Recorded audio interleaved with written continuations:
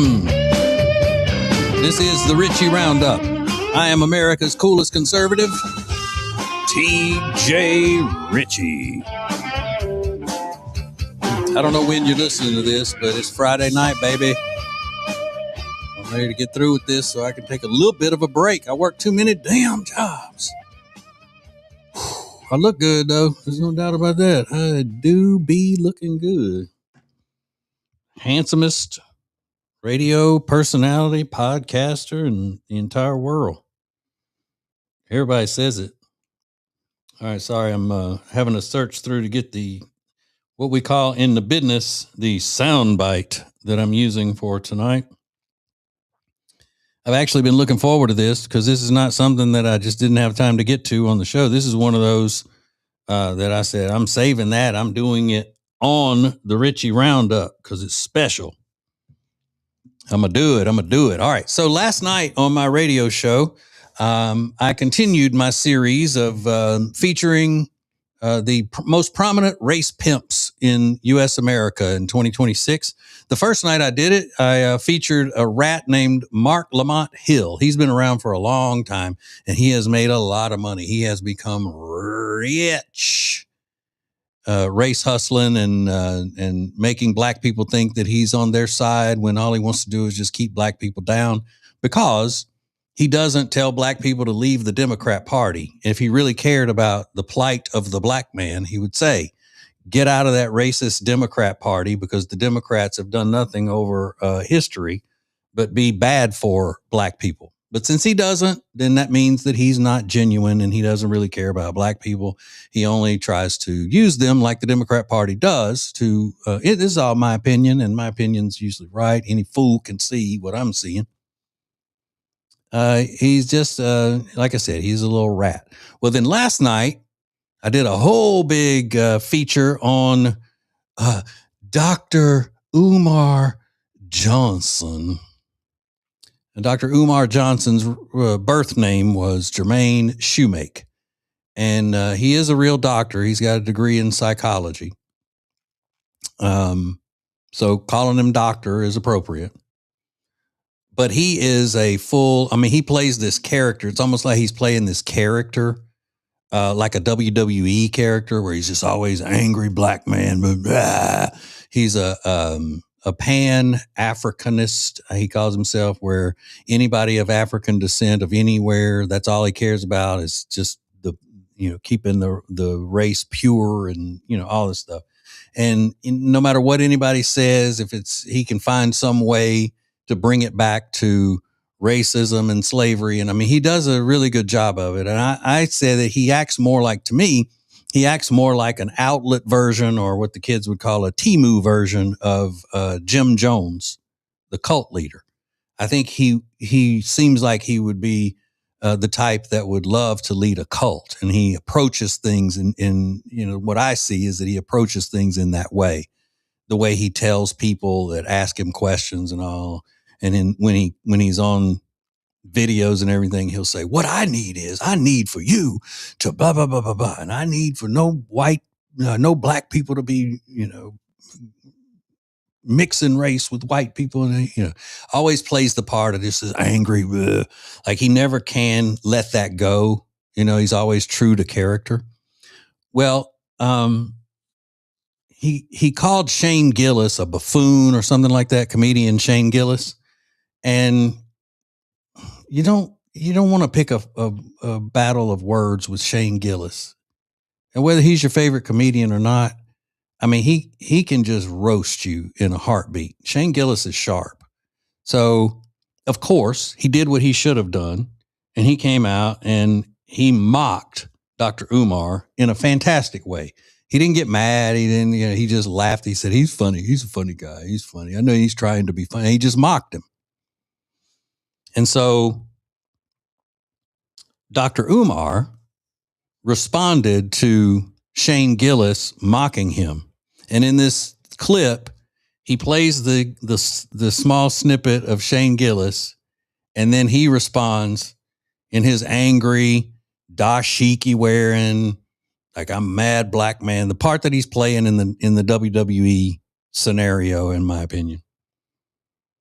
And this is so ridiculous. You're going to love this. And it proves that he's just a clown. It really does. All right, here we go. Listen.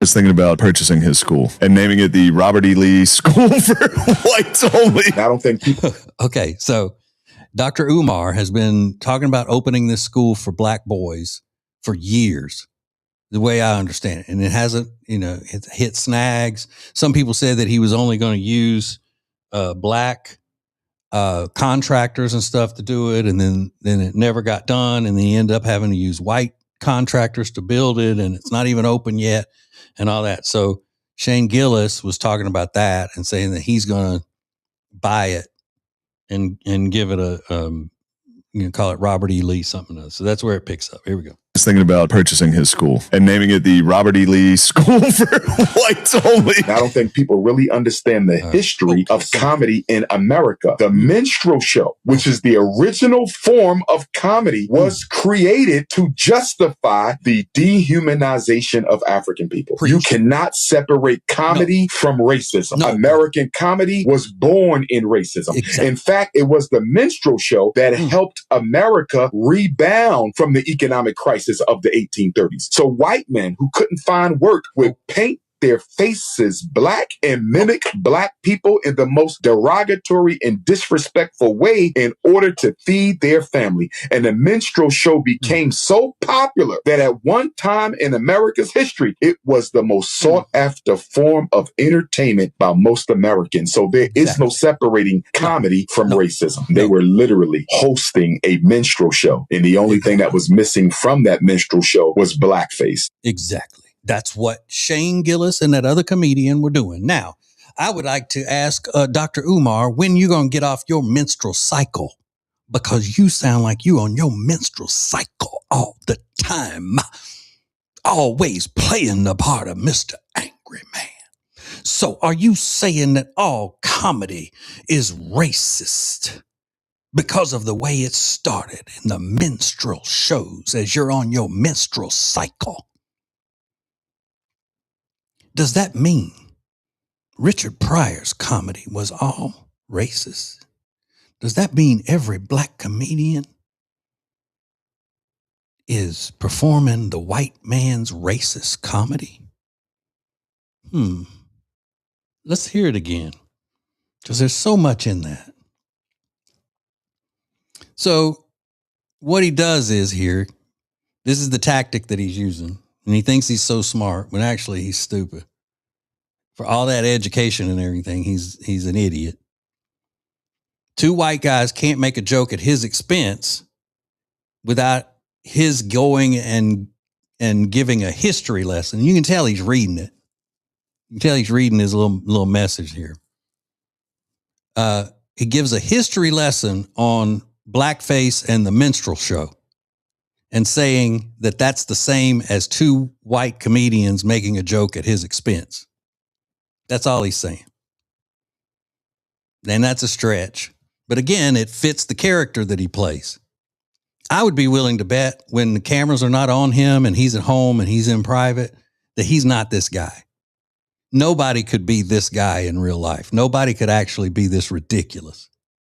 And he is ridiculous. And that's why it's so funny to me, because he's supposed to be, when somebody gets so angry all the time and they just like, they throw fits and stuff like that.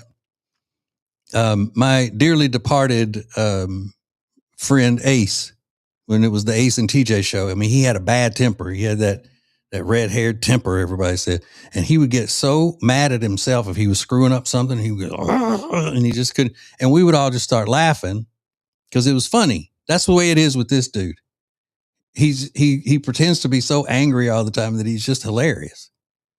I don't find him to be a threat. I just find him to be funny. Now, that rat, Mark Lamont Hill, he's not funny. He's not funny at all. This guy's funny because it is like he's playing this character. Okay, so that's the stretch. Shane Gillis, and I wish I knew who the other guy was to give him credit, but they're doing a podcast or something.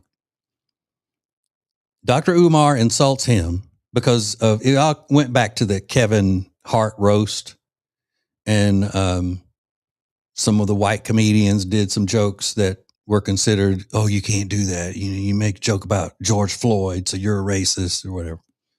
And Umar called him a buffoon. So Shane Gillis makes a joke at Umar's expense.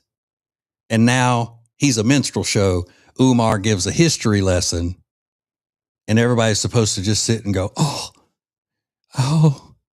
how brilliant of you. No one ever made that connection. Okay.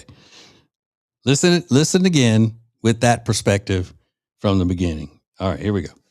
Was thinking about purchasing his school and naming it the Robert E. Lee School for Whites Only. I don't think people really understand the history of comedy in America. The minstrel show, which is the... Okay, so yeah, people don't understand you because you're so smart. You got to educate us. Nobody's ever heard about the minstrel show. Nobody's ever heard about blackface. So Dr. Umar, the brilliant Dr. Umar, you need to let us know. Okay, we're all ears. We're ready to learn. We are here to drink from your brilliant trough. Go ahead. Original form of comedy was created to justify the dehumanization of African people. You cannot separate comedy from racism. And you know he's serious and sophisticated because he pronounced it dehumanization. Okay?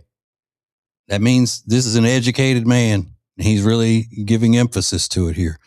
Or he would, just normal people who aren't so brilliant would have said dehumanization. They wouldn't have said dehumanization. When you put the ization in there, that means that this man knows what he's talking about. All right, here we go.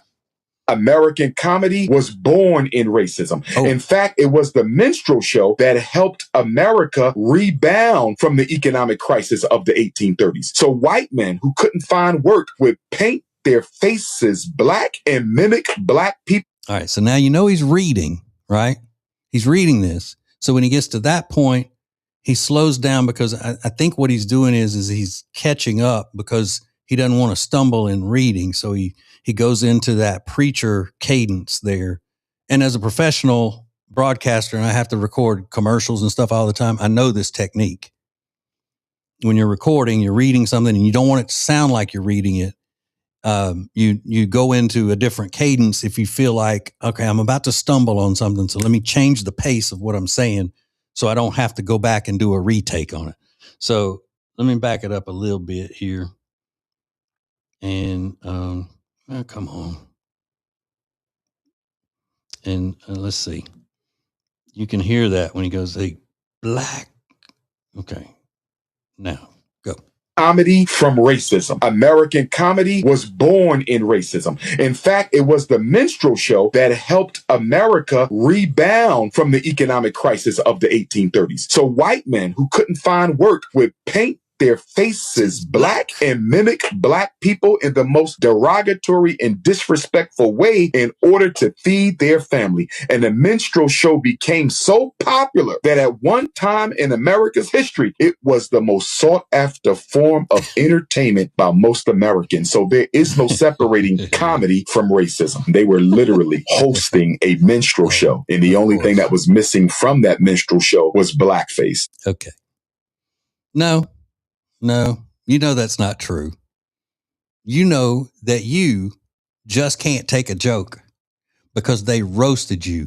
They cooked you because you're a clown and they were mocking you and making fun of you. And the only defense that you have, your only defense mechanism ever is to call people racist and figure out some way. I'm not just calling them, accusing them of being racist. I'm going to go and I'm going to, as the kids say, bring the receipts and I'm going to tell you the history of it because I'm a teacher. I'm a psychologist and a psychology teacher. So I'm going to teach you the history of comedy and you will know what I'm talking about. And it has validity because I'm a teacher. When it all boils down to the fact that you just can't take a joke. They got the best of you because you're a clown and you got made fun of and you got mocked and it was funny. And that they're not scared of you. And your accusations of racism. That's what you really can't stand, isn't it, Jermaine? You can't stand the fact that people don't cower at all your racist accusations. Accusations. And I know now that I'm making fun of you and the way that you talk in such a ridiculous, fake way.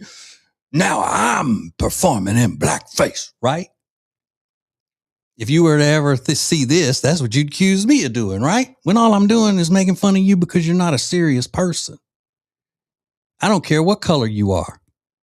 The only defense you have about anything is to call somebody a racist. And when people don't cower to it, you can't stand it because you don't know what else to do. Do you, bruh? No, you don't. You're weak. Your arguments are weak.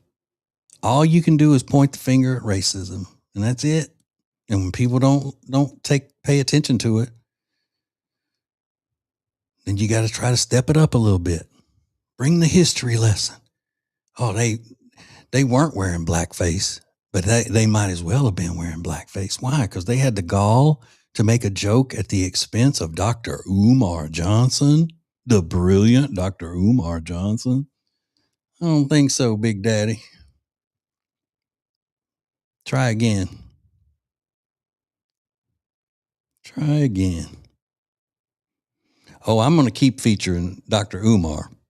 And I'm not going to keep going back to people like that rat, Mark Lamont Hill, because they're a dime a dozen. I mean, there are so many of those fake, race hustlers that are like Mark Lamont Hill. But Dr. Umar's special.